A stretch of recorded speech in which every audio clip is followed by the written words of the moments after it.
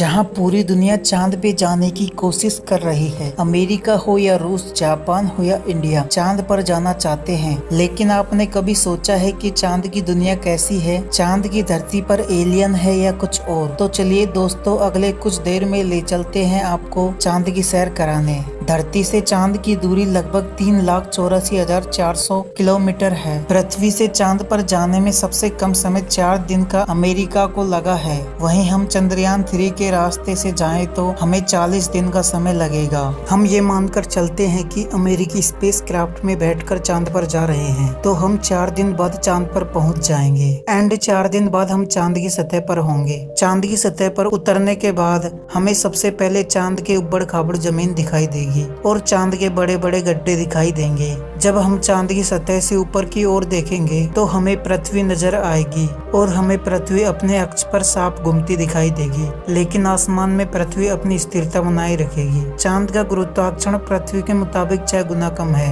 यानी चांद की जमीन पर जाने के बाद इंसानों का वजन 6 गुना कम हो जाएगा। इस कारण नील आर्मस्ट्रॉन्ग जब चांद पर चल रहे थे तो उछल उछल कर चल रहे थे, क्योंकि दोस्तों चांद पर पृथ्वी की तरह चल पाना मुमकिन नहीं है। चांद पर नील आर्मस्ट्रॉन्ग और उनके दोस्तों के कदमों के निशान आज भी मौजूद है, क्योंकि चांद पर हवा नहीं होने की वजह से कदमों के निशान नहीं मिटे हैं। अब आप चांद पर खड़े हैं तो आपको सबसे ज्यादा खतरा आसमानी मौत का है। चांद का गुरुत्वाकर्षण बल कम होने की वजह से चांद के पास कोई भी वायुमंडल नहीं है। वायुमंडल न होने के कारण वहाँ के रहने वाले लोगों को पिरामिड से मरने का खतरा बना रहेगा। यानी चांद पर खड़े हैं और पता नहीं एक बड़ा पत्थर आसमान से गिरेगा और आपकी मौत वहीं पर हो जाएगी। यही वजह है पृथ्वी से चांद पर जो काले धब्बे दिखाई देते हैं, असल में वे धब्बे नहीं, जहां पर सूर्य की रोशनी नहीं पहुंच पाने की वजह से वो काले धब्बे दिखाई देते हैं। सूर्य के बाद सबसे ज्यादा चमकने वाली चीज है तो वो है चंद्रमा। जब हम पृथ्वी से आसमान की ओर देखते हैं तो हमको आसमान नीला दिखाई देता है, लेकिन जब हम चांद से आसमान की ओर देखते हैं तो हमें आसमान नीला नहीं काला दिखाई देता है। यानी आप चांद से आसमान की ओर देखोगे तो आपको लगेगा आप काले आसमान की दुनिया में आ गए हो। यदि आप चांद पर बहुत बोरिंग फील कर रहे हैं तो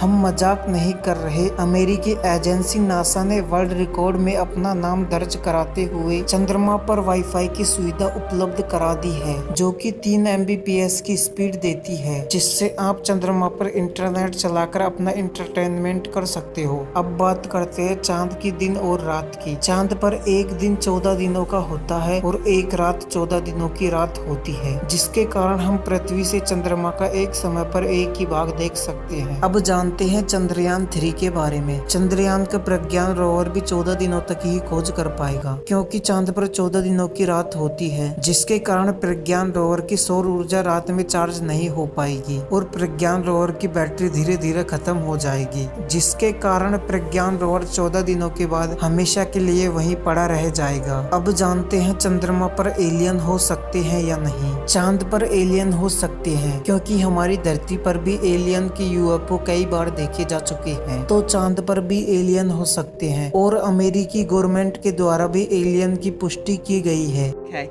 The alien got on board the ship. जिसके कारण हम बोल सकते हैं कि चांद पर एलियन हो सकते हैं।